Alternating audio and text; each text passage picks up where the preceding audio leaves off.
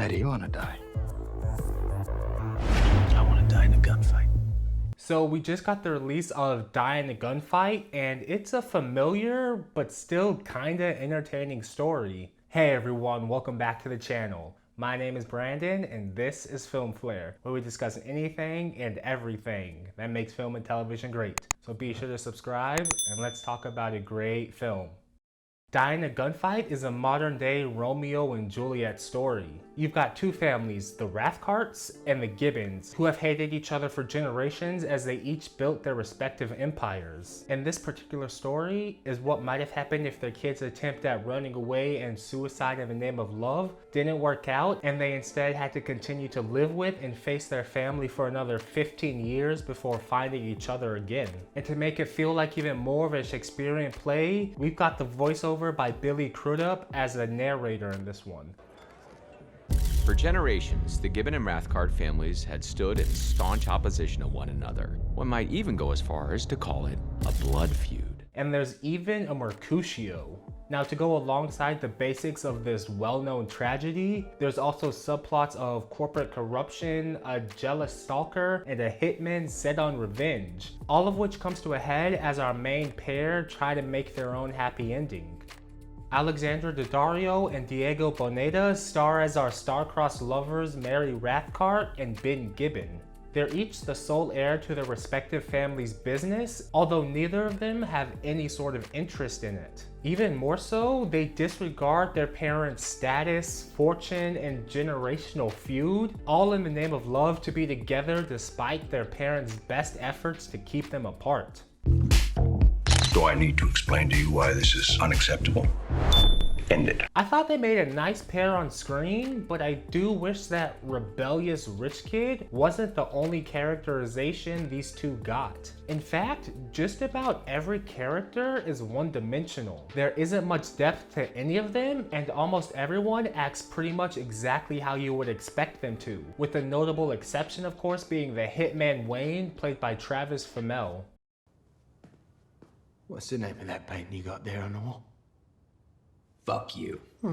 Good name.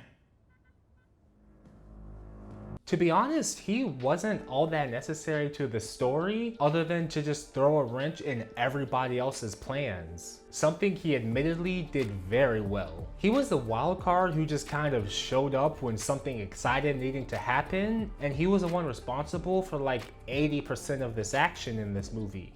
Looks like me and you gonna dance. Then there was Justin Chatwin as Terrence Uberall, an employee of the Rathcart Corporation with an unrequited love for Mary, who's willing to go to extreme lengths to win her hand in marriage, no matter how much she denies him. And while I did enjoy Justin's portrayal of this character as he becomes more and more unhinged throughout the movie, like the hitman, he just wasn't all that necessary to the story being told. And while he did add an interesting element to it all, the time we spent with him was just less time we could spend with our main characters.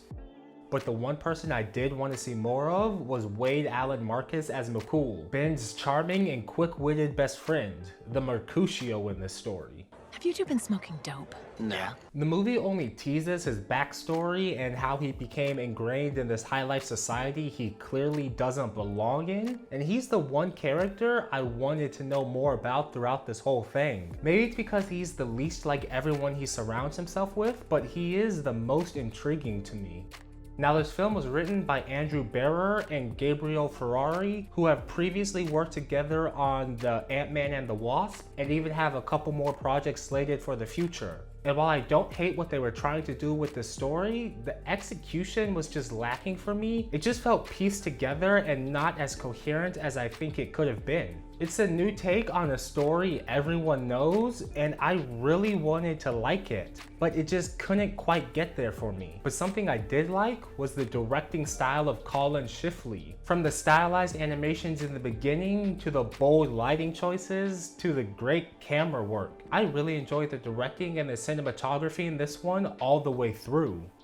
There's a lot that's familiar about this movie, and the extra that's added does make this particular story feel unique, but all of that also distracts from the core of the story as well. There was a lot this film was trying to do, and unfortunately, I just think it dropped the ball in a couple areas. And as a whole, I really wanted to like this movie going into it, but it just didn't do enough to really stand out.